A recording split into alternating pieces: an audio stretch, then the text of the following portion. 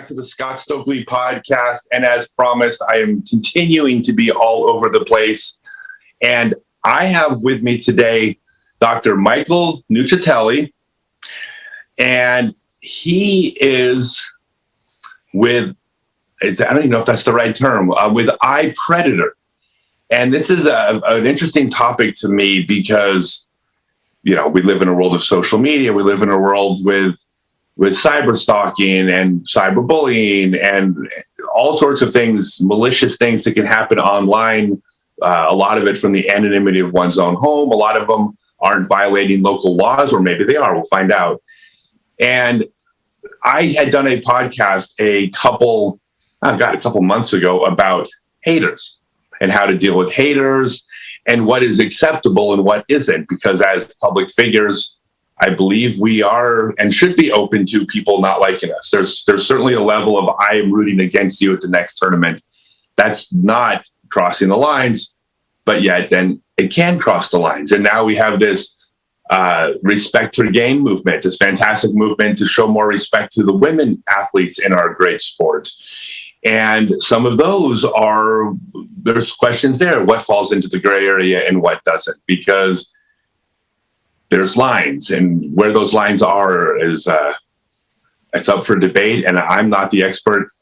Dr. Michael Nuccitelli is. So thank you for coming on the show.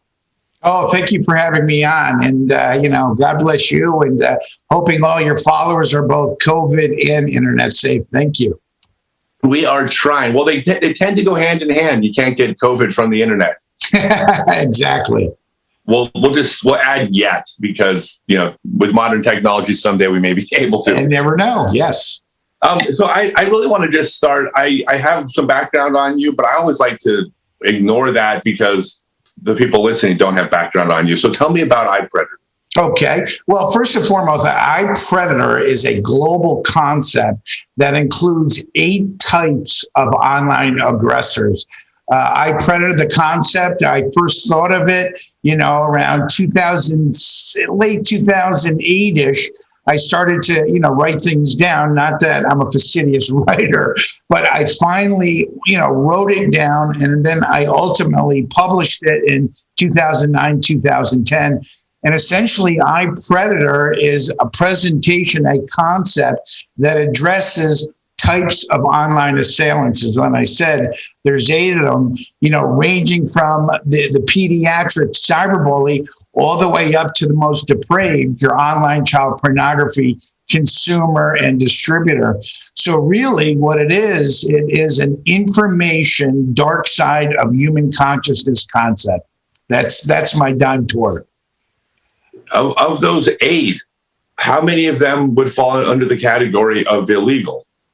Well, I mean, it depends. That's a great question that you ask. I mean, obviously, when it comes to pediatric of cyberbullying, unless there is the involvement of kids, sharing, sexually themed images of minors, the vast majority would be online child pornography. Obviously, we all know is illegal. Online child predation is when an adult sexually solicits a child. And then you have the whole realm of cybercrime. But the vast majority of what all of us deal with, and we'll just talk about adults for now, is cyber harassment, cyber stalking, and then internet trolling. Those are the big 3 as it relates to all of us. Now, this isn't to say that cybercrime isn't a huge issue, because it is. I mean, people can get jacked for millions, of dollars across, if not billions, if we want to go globally, due to cybercrime. The one category of iPredator that, by the grace of God, we haven't experienced is a cyber terrorist attack per se. And, hopefully I'll be long gone before that happens. So before we get into and I can't wait to get into the weeds on this, but how did you get interested in this? I mean, tell me a little bit about you. Well, my fascination is back in my past life, going back in 2, 4, 5, 6, 7. I fell in love with forensic psychology. Even to this day, I love to study, what Dr. Stanton Samanow, back in the early 80s had called the the criminal mind, inside the criminal mind. My fascination is inside the cyber criminal mind. So in 2006, which is at my website, I wrote a concept called dark psychology, which is the study and the understanding of the dark side of human consciousness. And again, I was a forensic psychologist, so I was working in the courts doing criminal evaluation, family court, and then civil court. So I've always been fascinated. 10 years ago, I went up to Toronto and I took the psychopathic deviant scale training. Didn't need to get certified. I was just so interested. For folks who haven't, is Google Dr. Robert Hare. He is by far the world's expert when it comes to the psychopath. And I've just always been interested in studying, whether it's studying the psychopath or what religious folks call evil. And that has been my passion ever since, is trying to understand that dark side, that aspect about us. So how much, when you look at well, I mean, again, it's a pretty broad stroke. Let's look at people being mean. Let's just start at the basics, because I think it's a whole separate topic, the heavy cyber crimes.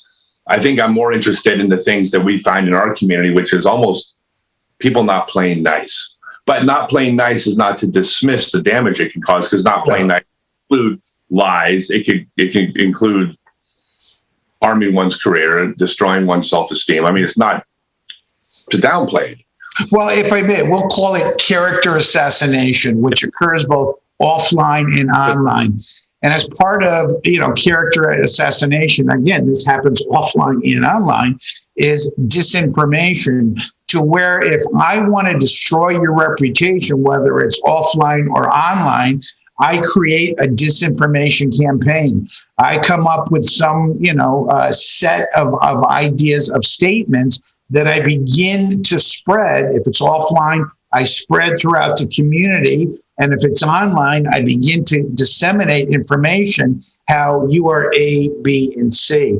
So the more I spread it out there, the more, if I'm successful, people will begin to look at you and say, that's Stokely guy. I don't know, and that is how it begins, character assassination and then disinformation. But that occurs both offline and online. Why does it occur? Well, that goes into all of the psychology and human dynamics. Given the fact that you're in, the field of sports, well, I would say a lot of it is competition. I mean, competition can be healthy, but people can become so competitive, not only in a sport itself, but also if you've got competitors that are trying to outdo you, well, that's when it can get really nasty. I want to run something by you. Sure. And I'm really excited about this. I've tried to understand human nature without trying to think. Oh, that's good. Yeah, well, about 500 years. Okay. We're not black and white. And categorizing people who do bad things as bad people or evil, I think it's kind of disingenuous to evolving as a species, right? You're good, you're bad, draw a line, done with you. Well, if I may, before you continue, if I may, it's called moral relativism, which is basically, moral relativism is the philosophy that not all things that we think is criminal is actually criminal. Case in point, here's a thought statement. An incredibly impoverished man has a wife and child that is starving at home. He's a law-abiding citizen, and now he's forced to either go with a gun, is to go rob a store and steal money to buy food to feed his family. Moral relativism, the question would be is, does he do it or does he follow the law? And so moral relativism basically looks at every aberrant criminal behavior, and it can be seen. I mean, obviously there's some that are truly evil that you can say, well, maybe it wasn't criminal. These are what are called mitigating factors. I'm not an attorney legally, right, but that's what mitigating factors are. Yeah. And So this is, I want to phrase this right, because I have limited time with you, and this is something that I've thought for a while, and I want to get your take on it. Because we talk about people that the character assassinations, right? They're going to try to harm your reputation. They're going to lie about you. And again, it's easy to place them as bad. And then somebody explained to me one time, they said, this was their take on it, so it's not my idea. They said, everybody is watching their own movie, right? The world takes place, their movie. Everybody has good guys and bad guys in their movie. And if someone views you as the bad guy, or you, your company, whatever, when they view you as bad, then they themselves feel good and justified by harming the antagonist, right? In their movie, if you hurt the bad guy, you're the good guy. And if I may, it's a great point. I mean, we're obviously going into psychology, which I don't mind. Instead of talking iPredator, we can talk psychology. You're talking about the fundamental attribution aspect, and it comes down to, and all of us do this, it's externalization of blame and internalization. So externalization of blame is when bad stuff that's going on in my life, it can be anything that's negative, stress-provoking. As part of the human condition, we are naturally and likely, we tend to blame it on others and blame it on events. But when good things happen in our world, we have the proclivity to take immediate, it was me. We take responsibility for the good stuff, and we push away and we blame others for the bad stuff. And that's called externalization of blame. So that is part of the human condition. I mean, we all deal with that on a daily basis. Some of us, experience it in a more severe manner. And then we're going into axis 2 personality disorders. And if it goes into the true severity of folks out there who don't have conscience, they don't experience shame, well, now you're moving into what's called the psychopath. Well, how do you view those people that feel they're doing good, even if what they're doing would be judged wrong, certainly to the person it's happening to? Well, the road to hell is paved with good intentions, is that most people believe whatever they're doing, whatever their behavior, they believe they're either doing it for the benefit of their loved ones, the benefit of the community. Now, but when you move into the criminal, cyber criminal, the true iPredator, the psychopath, they know that they're, taking advantage. They know that they are molesting, exploiting, stealing from you for what? Personal and financial gain. They know they're committing an illegal act. With iPredator, that is one of the criteria of being an iPredator, is the self-awareness that you're causing harm to somebody else. All right. So, I mean, this is when we go in with the legals called mens rea, which is intent. The self-awareness and your intent. Are you purposely targeting somebody to exploit them? Or were you intoxicated at the time? Are there mitigating factors for why you engaged in a criminal activity? What is your guess on percentages? I mean, how many people are harming because they're psychopaths versus how many people are harming because you're the villain in my movie, and if I harm you, it makes me the good guy? Well, Dr. Robert Hare, again, he is the world authority on the psychopath. He says anytime there's between 1% and 3% of the folks walking the face of the earth that are psychopaths. There's also research that your criminals, which is the axis 2 antisocial personality disorder, the criminal mind, that also is 1% to 3%. But in terms of, and please, I don't want to be seen as fatalistic, but all of us, if you subscribe to this idea, we all have aspects, dark sides within us, okay? Dark psychology is dark side of human consciousness. iPredator is the information age, dark side of human consciousness in cyberspace. Sigmund Freud called it the id. Carl Jung, who's one of my heroes, called it the shadow. So we all have a dark side. But if we are conscientious, if we are respectful, if we try to practice humility in our life, we reduce that sense. But I believe, again, if you subscribe to my idea of dark psychology, we all have that dark aspect. But by the grace of God and our own morality, we don't act upon it. But we all have it. Why do people choose to act upon it? Well, if you think about it, not to go into evolutionary psychology, but I think in the original stages of human civilization, early man would act upon it for survival, for procreation, for food, for territory. Now we are the apex sentient being on the globe. We have been for quite some time. But the vast majority of the aggression that occurs is for personal and financial gain. And when it moves into criminal activity or abusive activity, such as domestic abuse and domestic violence, that's when that proclivity for aggression becomes illegal. And then when you move and then you add in depravity and perversion, well, this is where you have, which is to me the worst of the worst, is child molestation and pedophilia, where you have grown adults that are targeting and sexually molesting children. To me, that is, on the face of this earth, that is probably as close to pristine evil as it gets, to me.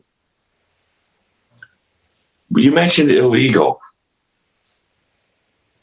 I looked into something one time because, I'm a public figure, and there had been people that had posted things about me that weren't true, that were harmful to my career. Mm-hmm. And I looked into what I could do about that, and I was told they're allowed to lie. Exactly. If they harm if I could prove that they're lying, that is correct. Money out of my pocket, they could be liable for that. If I could prove that they harmed their relationship, they could be liable for that. But other than that, you are allowed to lie. Exactly. The one thing that we don't have in this country is what's called criminal defamation. I think it needs to be a legal statute, particularly as it relates to living the information age. But you're right, is that in a civil court, you would have to be able to show, which is about as impossible as it gets, you have to show the character assassination, the online internet defamation. You have to be able to evidentially, black and white, show how that has caused you negative consequences in your life, such as with your job, such as being able to get a job. How do you do it? How do you make that connection? It is incredibly difficult. And here in this country, the beautiful United States, and Mr. Stokely, I am the first when it comes to being a believer of freedom of speech. But in a pre-information age world, I am 110% First Amendment freedom of speech. But now that we're living in the information age, and thousands and tens of thousands of people can read defamatory, slander, libelous information, I tend to think we have to tweak that little bit, that First Amendment, and there has to be some legal statutes. You shouldn't be allowed to go and create websites to create online disinformation with the sole goal of ruining somebody's life. But here in the United States right now, it is seen as it falls under freedom of speech, First Amendment. That's got to change.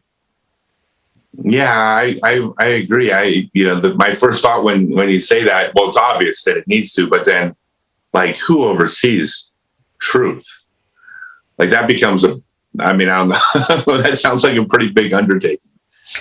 I don't know. I was asked this question, do the platforms, the big three, let's say, or the big four right now is Facebook, Instagram, Twitter, and Snapchat for the kids.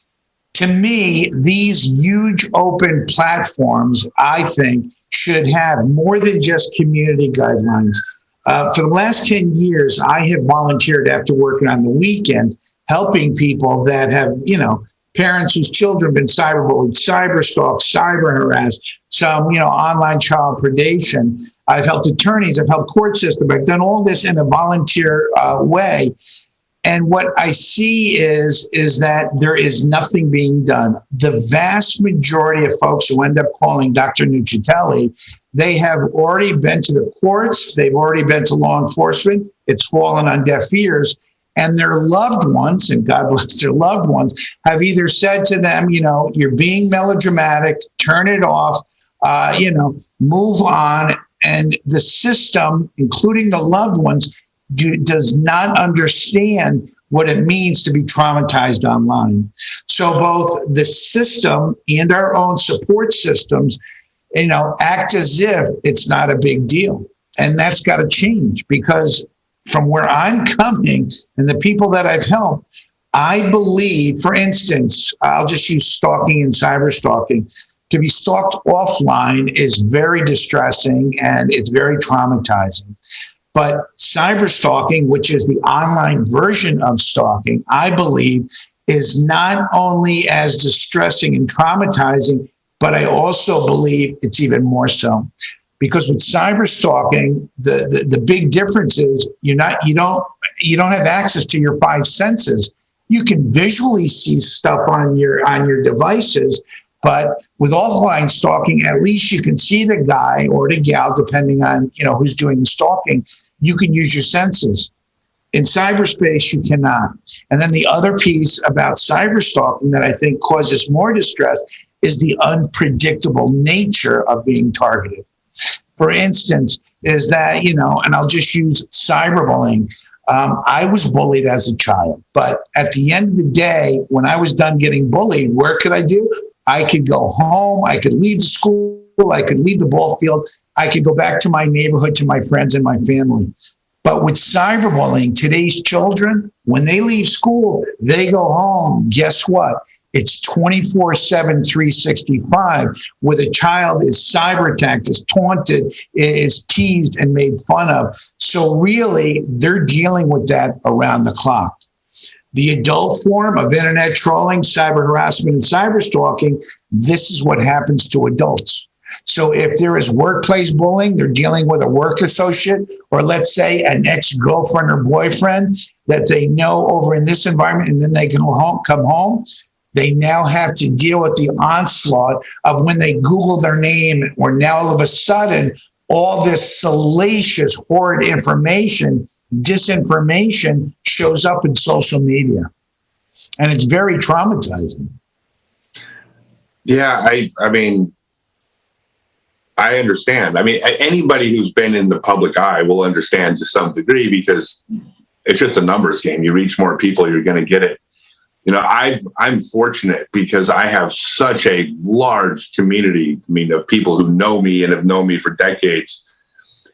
When I have received things online that were just out of left field, I don't have to say anything. 30 people will, right? So but that's not the real world. That's not what normal people would have in their world.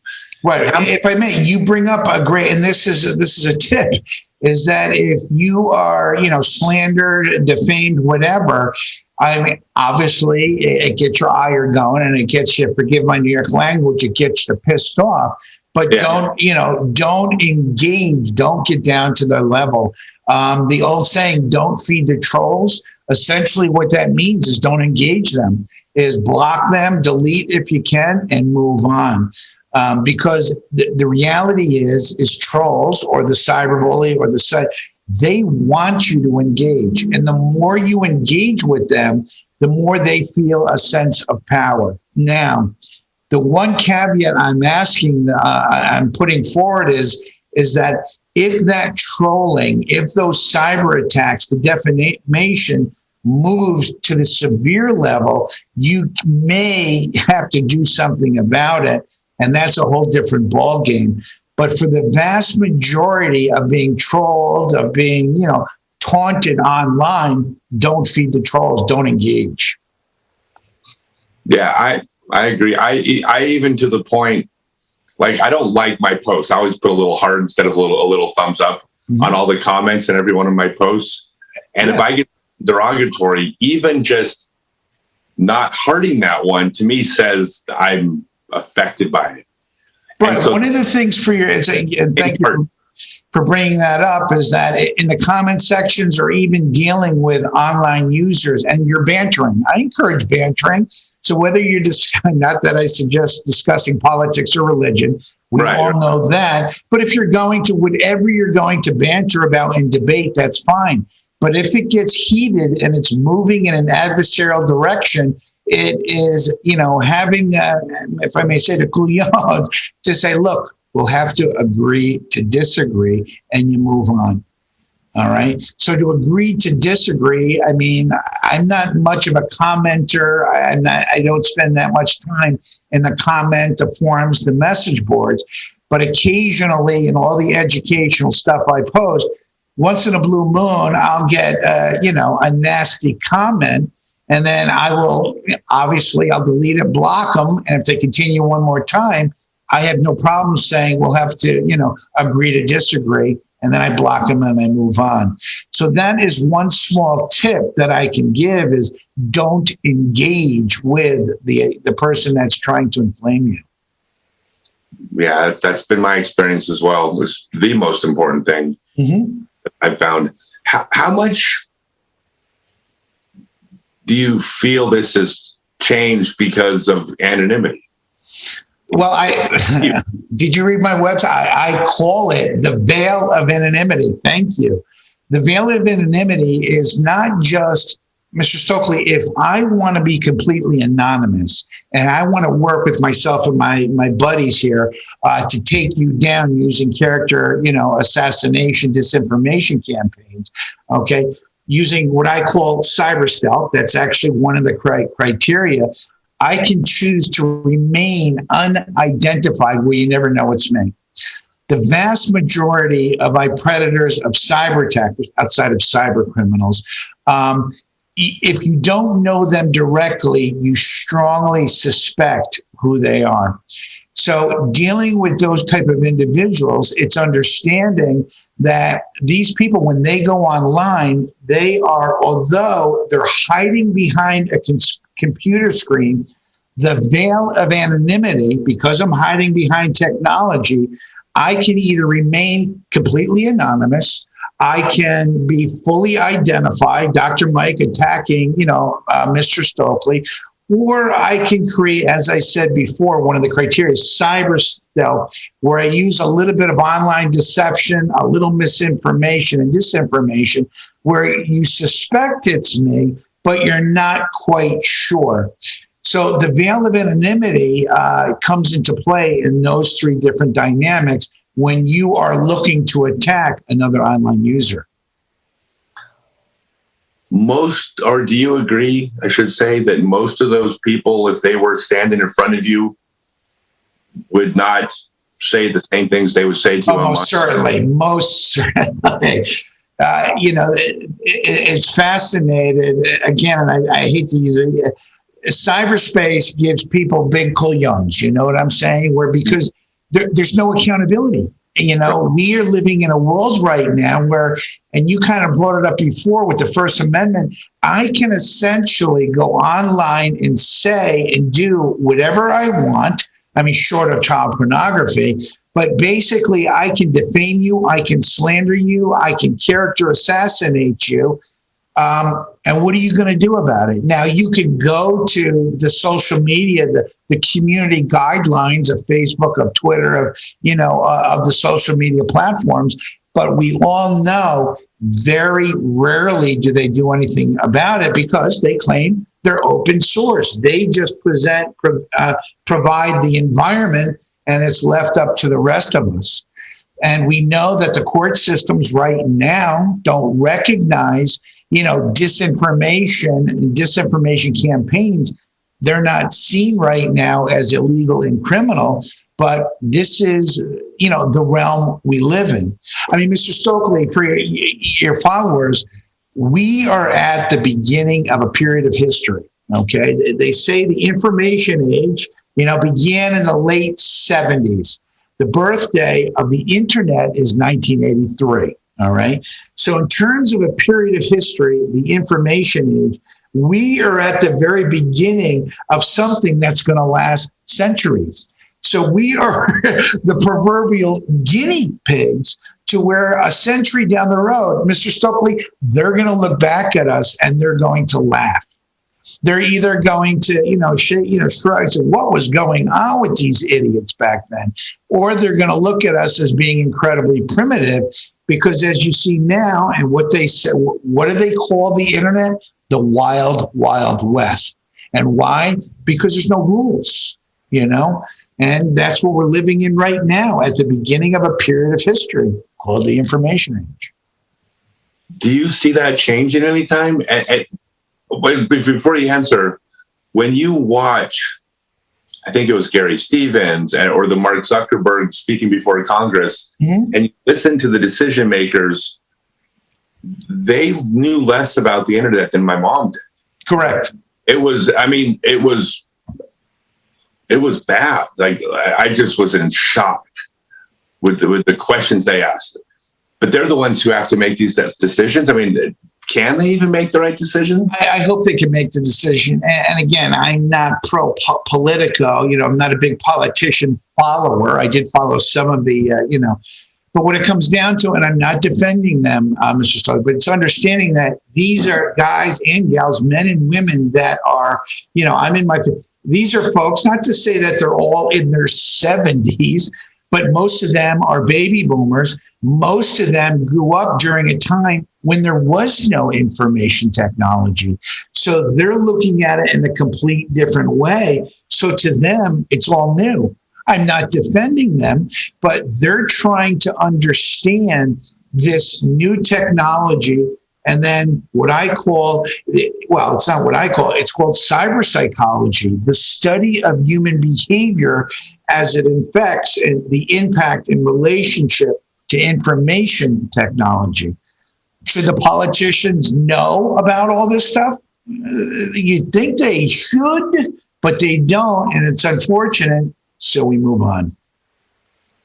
How does that change? To just have to let the old guard die out and then be replaced? Well, and hopefully we get the new folks coming in, the younger ones, the ones that, and again, I'm not, sitting here to advocate, for Donald Trump, but Donald Trump, Obama was a little bit too, but President Trump was the first true social media president, for all your followers. He would tweet on a regular basis. So that was, for many people in this country, the introduction to social media. Now going forward with President Biden and his associates, it'll be interesting to see if now did they use social media and in what breadth and what level will they use it, or they may not. Yeah, it's scary. I joke. I mean, I'm going to anger some of my followers when I say this if they haven't seen it. But about a year ago, I started campaigning for president in 2020. And it was a fun way to make goofy, silly posts. But the main premise of my platform was that I was going to make it illegal to vote after the age of 50. Okay. Jesus, I'm 56. What do you say, Mr. Stokely? I can't vote? I was also over 50. So part of the way I kind of hedged my bets here was to say, I'm not qualified to vote either. Uh-huh. So I'm not picking on you guys. I'm one of you. We're not qualified to vote.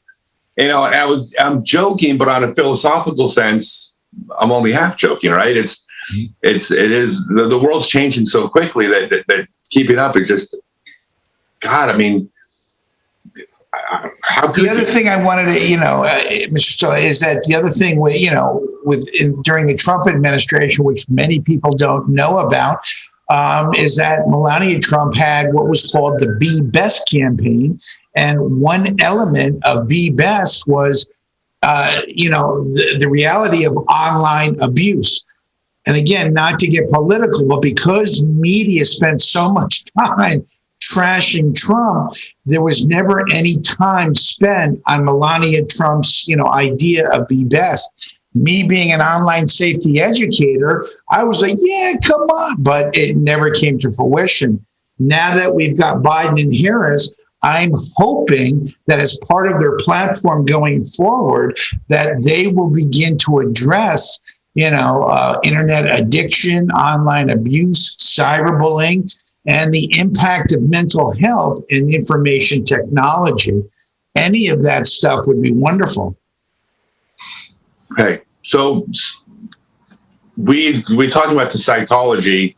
How does that differ from what iPredator is focusing on? Are you focusing more on the legal aspects of it? No, I am not an attorney. I mean, I was a forensic psychologist doing an evaluations, but no, I am not an attorney. I'm not a paralegal, only from what little I remember. No. My website and all of my work is trying to understand the psychology of not just the online aggressor, the iPredator. The iPredator is a concept that introduced different types of online assailants. But I also spend just as much time trying to understand online victimization, the target of those assaults. And for instance, one of the concepts that maybe at a future time we can talk about is called odor. Offline distress dictates online response. And what that is, my belief is the way my offline life is going, whether I'm happy, whether I'm sad, whether I'm intoxicated, whether I'm, upset with my whatever's going on in my offline world, I believe it has a direct influence to what I'm doing online. Offline distress dictates online response. So that is more of the psychology of all of us living in the information age. But odor speaks specifically to the victim. Because if an individual is upset, if they are discouraged, let's use children quickly. For the cyberbullied child, a child, let's say, is angry at school, doesn't feel that he or she is part of the peer group at school. When he or she comes home and gets online and she begins or he begins to talk about, anything other than really what's going on, the online child predator can pick that up. Okay. I call that IVI, iPredator Victim Intuition. I believe that iPredators, the online assailant, now, obviously, it ranges from novice to expert, but some of them are good enough, Mr. Stokely, where they can go on your Facebook, your Instagram, your Twitter, whatever, and they can gauge whether or not you would be a good target. Now, obviously, when it comes to children, it's a lot easier to be able to make that estimate, but I believe that iPredators can do it both with children and with adults. So the difference between, let's say, in the bullying world, I mean, when we were kids growing up, you could pick out the bullies pretty easily. They're the kids that they lack. They were probably getting the shit beat out of them at home, right? Like they looked like, they looked like the bullies. Well, the bullies were they had the physical stature. You had to be in a pre-information age world. But now when it comes to cyberbullying, I mean, I guess in some aspects, in some crazy way, it pays honorarium and, to the little guy, because now when it comes to, let's say, cyberbullying, physical attributes, looks, popularity at school has nothing to do with the ability to target, exploit, and taunt another child's online user. I mean, that's the difference. Now, is that good or not? I mean, is that a good thing? I don't think so, because to me, bullying, cyberbullying, all of it are manifestations of aggression. And as we know from a developmental standpoint, children do that because they want to be recognized and they want to be seen as cool as part of their peer group. But even some of that, I see an overlap between the same time. I mean, the mean girls who were mean to the chubby girl at school are often going to be the mean girls who are cyberbullying the chubby girl. But what about the kids that don't fall into that category? And I will not go, I don't take political sides ever, but just to give an example, what about... If I may, with cyberbullying, we'll just talk about cyberbullying, because cyberbullying right now is I'm sorry, do you want to finish a thought? Yeah, I want to ask about a different type of that. What about the well-intentioned kids who find out that a college professor voted for a Republican, and then so they're going to go through every Facebook post their entire life to pick out things that they can target them for and trash them over because they're the enemy, they're the bad guys, and we're like, that's not the same kid that you see bullying, except that you see that a lot now. Like, okay, so I'm sorry, what is the question that you're asking? Really? Where's what's the difference between those kids and those people? Like the traditional bully that that moves into cyberspace because they're that type of person, but then out of the woodwork comes these other people, the character assassins that would never have bullied in the real world. They would never bully the chubby kid. They're not that type of person, yet they will bully people with different ideologies, for instance. Okay. Well, when we talk about, maybe this is for another show, I have what's called iPredator and then what is called iPredator Bridge.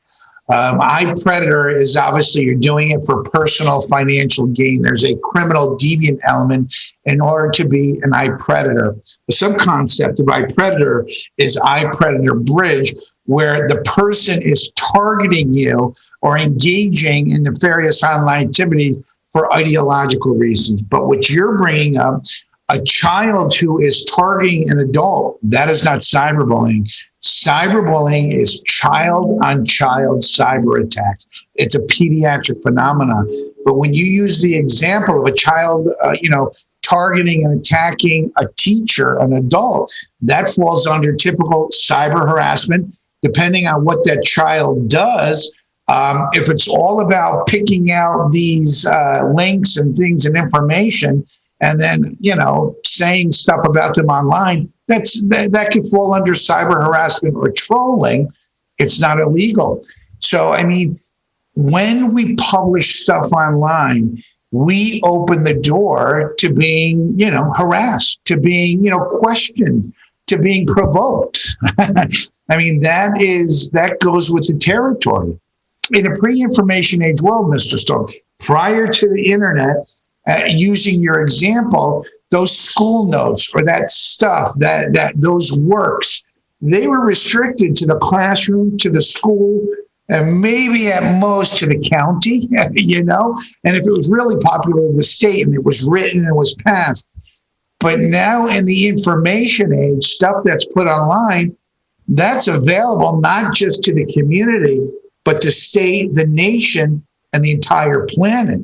So now what you're doing is, obviously, if the content is public, you're opening yourself up to, last time I checked, is 7.1 billion people. Again, I'm hyperbolizing, that can read your work. So some of the harassment does fall under the category of you're a public figure making public statements. You're open to some of this. But that occurred in a pre-information age world too. Celebrities, public figures, politicians, whoever is, a public entity, however you want to say that, is open to scrutiny, and they need to expect that they're going to be scrutinized, whatever it may be, whether they are an artist, whether they're a politician, philosopher. If I may, that goes with the territory. Every public figure has detractors. Okay. I was just wondering about the different type of personality that goes after. When I said kids, I'm thinking I'm old enough where I was thinking like college kids. They're adults. Well, if they're adults and they are on their own volition going after somebody, again, we'd have to do a psychological evaluation. But if they're really doing it and they're doing it in an obsessive manner and they're being incredibly vitriolic, and they're doing it over and over again, you have to guess that there's a good chance that they're axis 2 personality disorder. And we don't have to go into that today. We go into psychiatric illness. Psychiatric illness, axis 1, are people that have depression, mood disorder, so forth and so on. Axis 2 personality disorder are people that are antisocial, histrionic. It's your personality. And people that are high likelihood of being personality disordered, as an adult, they will target you 24/7, 365. Now, those that target you may not be personality disorder. They could be engaged in retribution, revenge. They want to get back at you for a perceived injustice of what you've done to them. And you may not even know what they did, what you did. Right. Yes. Gotcha. Because it seems like a lot of the people that do a lot of the cyber harassing are getting patted on the back by people with like-minded ideologies. That's an excellent point. In a pre-information age world, okay, you just said it. Excellent point. Cyber harassment, okay. In a pre-information age world, harassment, okay. Alfred Adler, I got my doctorate degree from Adler University.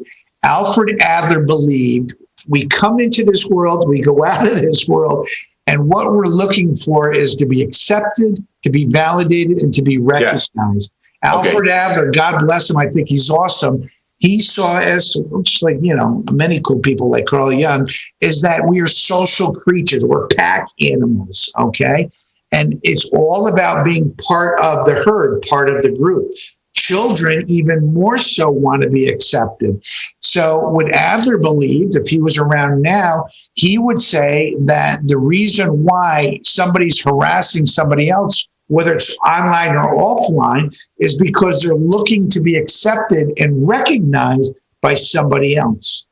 Now, in a pre-information age world, the harasser obviously wants to be recognized by Joe, and that Stokely guy's hopefully going to give me a high five, okay?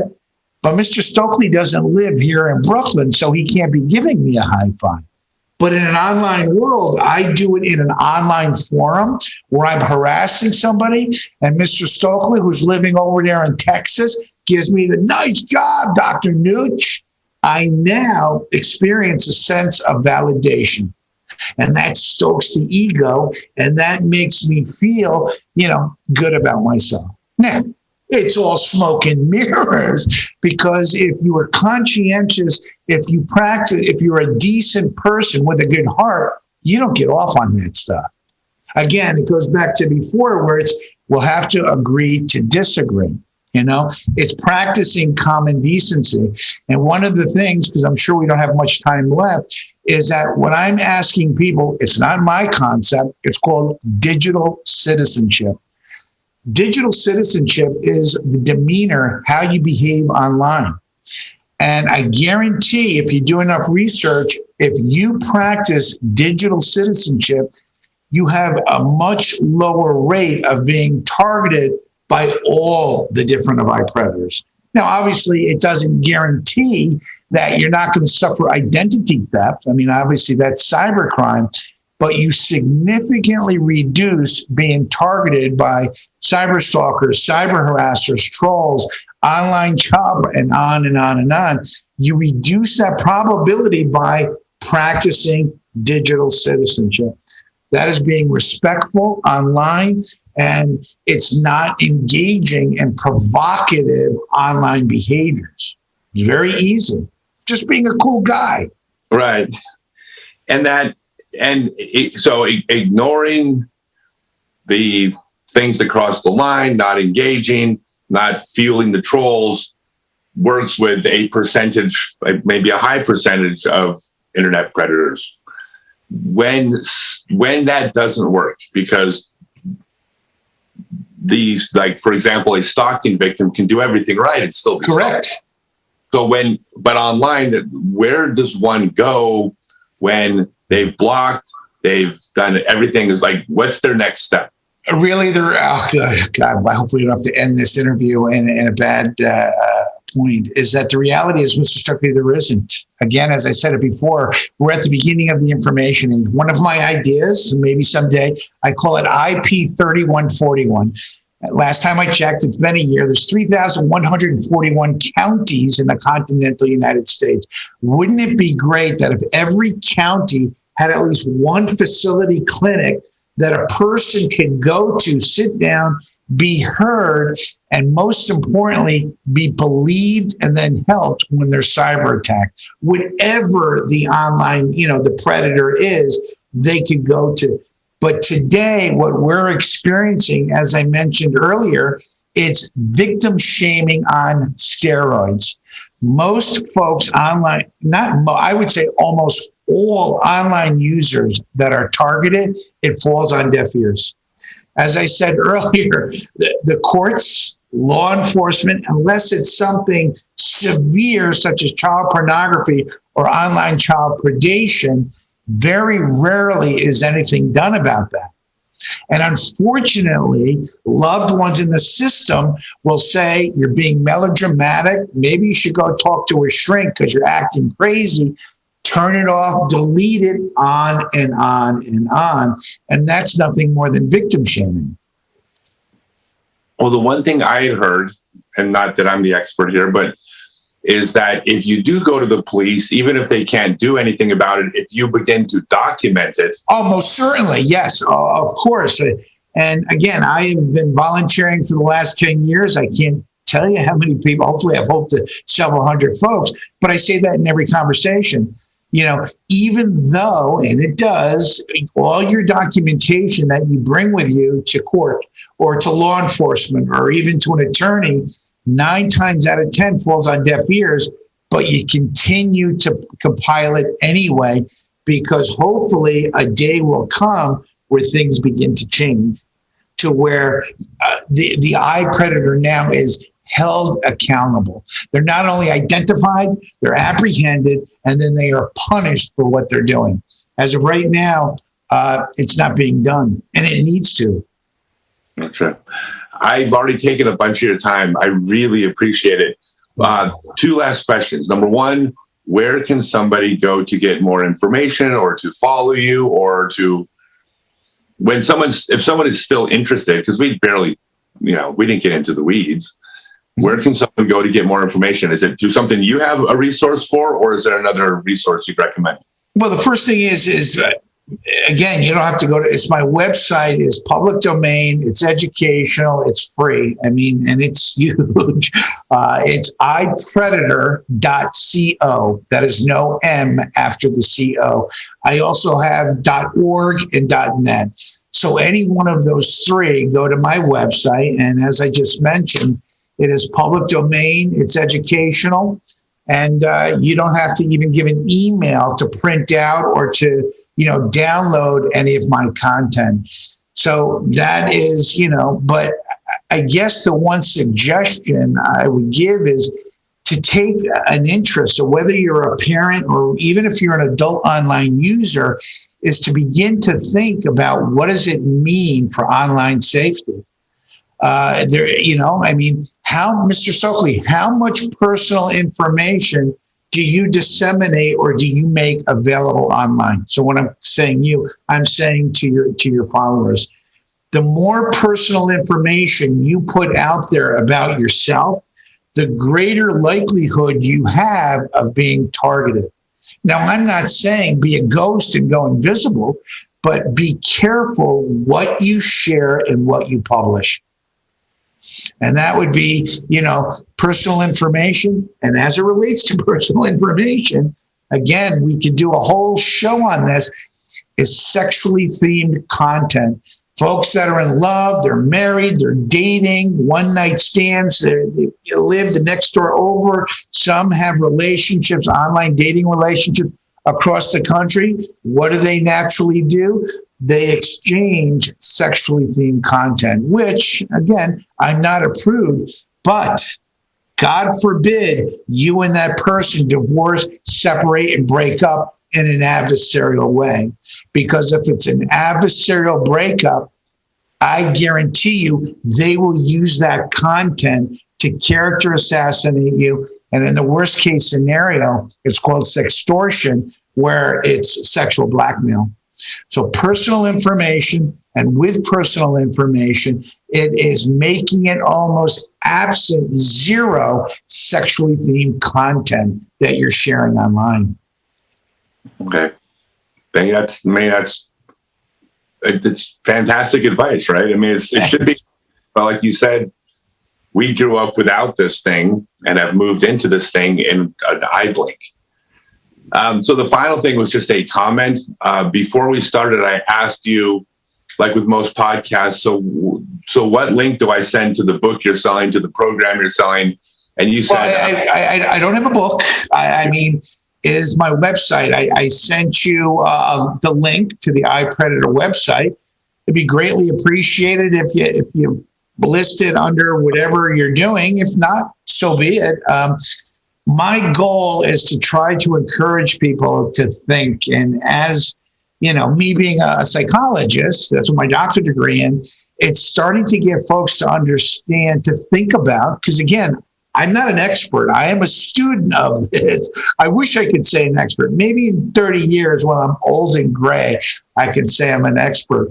But it's starting to have an interest in understanding the psychology of the cyber stalker, the psychology of the cyber criminal. Whereas Dr. Stanton Samanow, one of the fathers of modern forensics, said, inside criminal minds, what Dr. Mike is saying, inside cyber criminal minds, because I believe it's a whole new milieu or a whole new thing that's going on.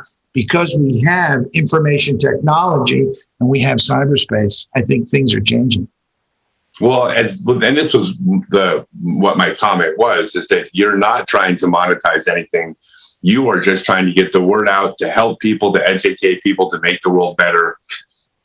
Mr. Stokely, you want to know my true goal? My true goal before I drop dead is that I would like to see that, as I said, digital citizenship and how to conduct oneself, that class, I believe, needs to be an educational requirement for kids going through middle and high school. When I was in middle school, I had to take health. I remember his name at Rabbi, Mr. Model in 8th grade. So when I was in 8th grade, I was introduced to, safe sex, responsible drug use, so forth and so on. What I believe now, children of the information age, it needs to be compulsory educational requirement where children take class and they're introduced to cyberbullying prevention, digital citizenship, how to conduct oneself online, because they are, including us, but they even more so are enveloped by information technology. And even the time that a child wakes up, and now with COVID and virtual learning environments being instituted, from the moment they wake up to the moment they go to bed, where are they? In cyberspace and online. So it falls to reason that children need to be introduced to be, how do you practice digital? Be cool online. You know what I'm saying? So that is my true goal, Mr. Stokely, is to hopefully get the federal government, state and local agencies to say, you know what, Dr. Mike? Maybe we should put it in schools. Well, when you get the survey out or the petition out, we'll send it my way. We'll give you at least a few thousand more signatures. I'm not doing any petitions. Hopefully my gift of gab will, get it to where some politician will say, hey, that's a good idea, Dr. Nuccelli. Let's sit down. That's awesome. Well, thank you again for being on the show. I appreciate it. It means the world to me that you took your time. And to everyone listening, keep tuning in. Thanks. Oh, thank you. That's fantastic, man. I could talk to you all day. You sound just like my godfather. He's from the East Coast. Oh, okay. All right, cool. Oh, just there's a certain cadence that you're in Brooklyn, you said? Yes.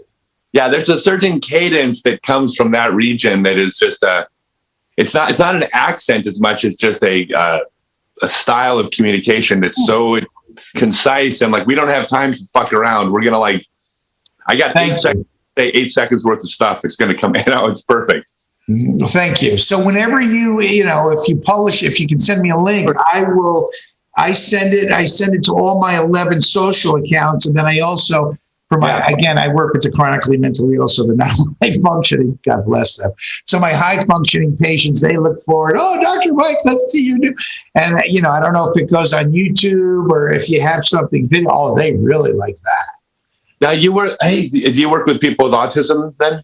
Let me see. I have 2 of my patients. Again, I am chief psychologist. We work the chronically mentally ill, but 2 of my 40 patients are developmentally disabled, but they're on the autism spectrum, but they're not truly autistic, So no, but in my life, I've worked with MRDD, but I haven't in the last 10 years. Gotcha. I love that. Yeah, I do. I've run 280 events in 280 cities for kids with special needs. Good for you. God bless you. I knew you had a good heart.